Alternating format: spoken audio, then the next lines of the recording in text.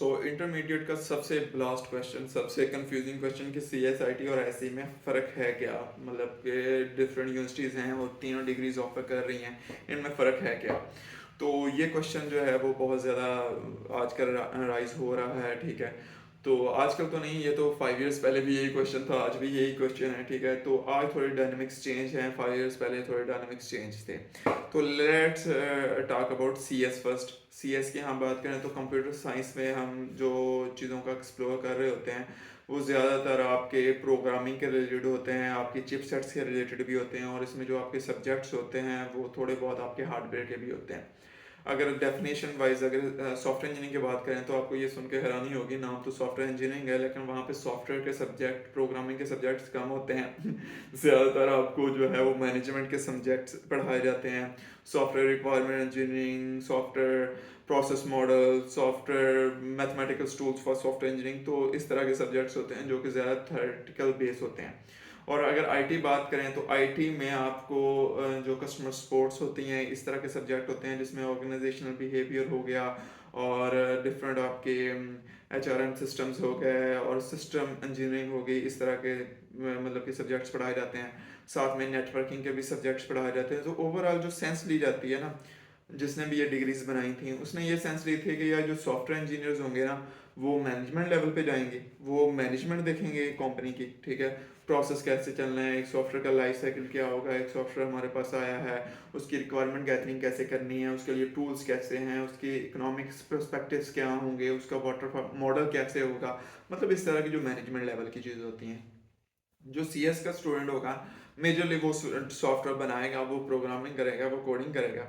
और जो IT वाला होगा ना, वो उसकी सपोर्ट करेगा। फॉर एग्जांपल कि उसने सॉफ्टवेयर बना दिया है तो अब उसके जो टेक्निकल क्वेश्चंस कस्टमर उससे आस्क करेगा तो IT वाला उसके आंसर्स देगा। ये जब मैं बता रहा हूँ कि ये जब डिग्रीज बनी होंगी तब किसी ने इस थिंकिंग के थोड़े बहुत ना सब्जेक्ट डिज़ाइन किए होंगे। क्योंकि अब मैं वो बता रहा हूँ कि 80% सब्जेक्ट सेम है, 20% ये थोड़ा बहुत डिफरेंस आता है। और अब मज़े की बात यह है कि मार्केट में कोई डिफरेंस नहीं है। इवन के आपसे कोई पूछता भी नहीं है आपने CS किया, IT किया या सॉफ्टवेयर इंजीनियरिंग किया, बेसिक प्रोग्रामिंग के सब्जेक्ट्स पढ़े हैं आपने, डाटा स्ट्रक्चर के सब्जेक्ट्स पढ़े हैं, तो इनको एक ही कैटेगरी में देखा जाता है, ठीक है।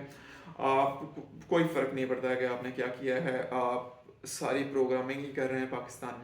पाकिस्तान में ज़्यादातर जो जॉब्स हैं ना वो प्रोग्रामिंग की हैं। सॉफ्टवेयर इंजीनियर हो गए, CS वाले हो गए, IT वाले हो गए, वो programmer as a software engineer काम कर रहे हैं, ठीक है।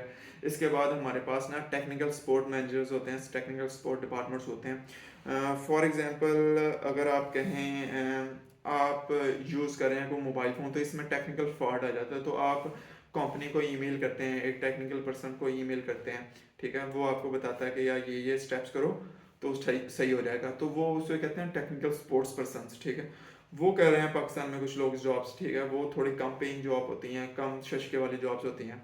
और बाकी जो हैं IT वाले हैं वो नेटवर्किंग की भी जॉब्स कर रहे हैं।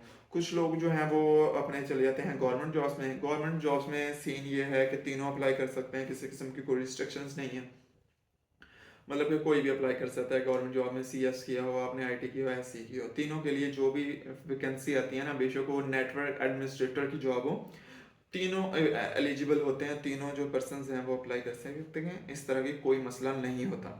और अगर बात करें हम दूसरा प्राइवेट सेक्टर की, तो प्राइवेट सेक्टर में मैंने पहले आपको बता दिया कि इसमें ये चीज़ें मैटर नहीं कर रही होती हैं, आपका स्किल सेट मैटर कर रहा होता है। तो स्किल सेट में पाकिस्तान में मोबाइल एप्लीकेशन चलती हैं, वेब एप्लीकेशन चलती हैं, वेब में भी फिर आगे फ्रंट एंड चलता है, बैक एंड चलता है, मोबाइल में एंड्रॉयड चलता है, iOS चलता है, कि आप कौन से इंजीनियर हैं। अगर मैं अपनी बात करूं तो मैं एंड्रॉयड इंजीनियर हूं। अभी मैं जो टीम हैंडल कर रहा हूँ वो एंड्रॉयड की भी है, उसमें थोड़ा बहुत iOS का भी टच आ जाता है, उसका भी एक दो लड़के हैं, और उसमें रिएक्ट के भी लड़के हैं, ठीक है। तो वो डिफरेंट टेक्नोलॉजीज होती हैं, आप डिफरेंट टेक्नोलॉजीज को हैंडल कर रहे होते हैं। तो मेजरली इनमें कोई डिफरेंस है नहीं, आप कंफ्यूज ना हो। आप अपने मेरिट में, अपने जो प्रायोरिटीज़ में जो अच्छी यूनिवर्सिटीज़ हैं, ठीक है, जो अच्छी प्राइवेट यूनिवर्सिटीज़ हैं उनमें अप्लाई करें, बेशक CS में हो जाए, IT में हो जाए या सॉफ्टवेयर इंजीनियरिंग में हो जाए। हाँ, आप ये कह सकते हैं कि अगर आपने प्रायोरिटाइज करना हो तो आप CS और सॉफ्टवेयर इंजीनियरिंग को कर सकते हैं, और थर्ड नंबर पे जो है वो IT को रख सकते हैं, ठीक है। और बहुत सी यूनिवर्सिटीज़ जो हैं वो आर्टिफिशियल इंटेलिजेंस, साइबर सिक्योरिटी भी ऑफर करवा रही हैं। मैं आपको ये कहूँगा कि ऐसी यूनिवर्सिटीज़ में ना जाएं। अभी IU भी करवा रही है, बहावलपुर इंतहाई थर्ड क्लास यूनिवर्सिटीज़ है, ठीक है? इसमें ना जाएँ आप आर्टिफ़िशियल इंटेलिजेंस, साइबर सिक्योरिटी ये आपको नाम तो बहुत अच्छे लग रहे हैं, लेकिन अभी पाकिस्तान में ना तो इंफ्रास्ट्रक्चर है इनका, ना उनके पास कोई रोबोटिक्स लैब्स हैं, ना उनके पास अच्छे इंजीनियर्स हैं, अच्छे टीचर्स हैं, तो आप अपना टाइम वेस्ट करेंगे। तो आईटी जैसी फ़ील्ड्स में चले जाएँ, लेकिन आर्टिफ़िशियल इंटेलिजेंस और ये जो साइबर सिक्योरिटी, डाटा साइंस इस तरह के सब्जेक्ट्स में अभी आप बैचलर्स ना करें। आप अपने जो बैचलर्स है वो या तो सॉफ्टवेयर इंजीनियरिंग में करें या सीएस में करें या आईटी में करें। That's it.